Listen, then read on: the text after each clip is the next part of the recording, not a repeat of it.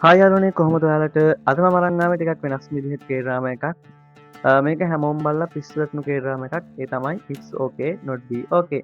ඉතින් මේක ඇවිල්ලා දැන් ටිකක් කල් මේක බලපු කට්ටිය ඇති බලපු නැති කට්ටිය ඇති බලපු නැති කට්ටියට බලන්න පුළුවන් බලපු අයට ආය බලන්නත් පුළුවන්. ඉතින් මේක බලන විදිය ගැන මම අන්තිමට කියන්නම්. මුලින්ම අපි කතාව ගැන පොඩ්ඩක් කතා කරලා ඉමු. මේක නිකම්ම සාමාන්‍ය ආදර කතාවක් නෙමෙයි. මාරම ගැඹුරු කතාවක්. ඇත්තටම අපේ ජීවිතවලට ගොඩක් දේවල් එකතු කරගන්න පුළුවන් වටින කතාවක් මේක.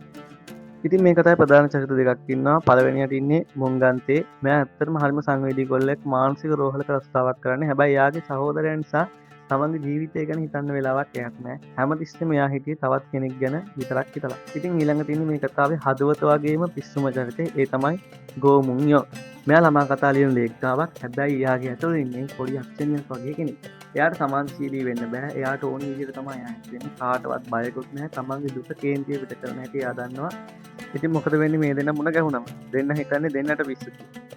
හරි දැන් බලමු අපි කොහොමද බලන්නේ කියලා. ඉතින් මම මේ වීඩියෝ එක පහල කමෙන්ට් සෙක්ෂන් එකේ පින් කරලා තියෙනවා කමෙන්ට් එකක්. ඒකේ තියෙනවා ලින්ක් එකක්. ඒ ලින්ක් එකෙන් ගියාට පස්සේ ඔයාලා මේ වගේ සයිට් එකකට යන්න. ඉතින් මෙතන එපිසෝඩ් සේරම දාලා තියෙනවා. ඔක්කොම Google Drive වලින් තියෙන. ඉතින් ඔයා YouTube පැකේජ් එකක් තියෙනවා. ඔයාලට ෆ්‍රී බලන්න පුළුවන්. අමතර ඩේටා කැපෙන්නේ නැහැ. YouTube පැකේජ් එකෙන් තමයි ඒක ඩේටා කැපෙන්නේ. ඉතින් ඔයාලට ඕන වීඩියෝ ඩවුන්ලෝඩ් කරලා බලන්නත් පුළුවන්. මොකද Google Drive එකේ ඩවුන්ලෝඩ් පහසුකමක් තියෙනවා. ඉතින් මේ වෙබ්සයිට් එකේ තව ගොඩක් කේඩ්‍රාමාවක් තියෙනවා. ඉතින් ඔයාලා මේකෙන් මූවිස් බලන්න ඇති මේ වගේ ඇඩ් එකක් ප්ලේ වුණොත් ඔයාලා ඒ ටැබ් එක ක්ලෝස් කරලා ආයෙ පරණ ටැබ් එකට යන්න. එතකොට ඔයාලා ටච් කරපු එක ඇතුළට ගිහිල්ලා තියෙනවා. ඉතින් දැනට ඇවිල්ලා තියෙන වගේම තව ඉස්සරහට එන්න තියෙන මූවිස් TV සීරීස් වගේ අපි අපේ YouTube channel එකෙන් එන්න බලාපොරොත්තු වෙනවා. ඉතින් අපේ channel එක subscribe කරලා තියාගන්න.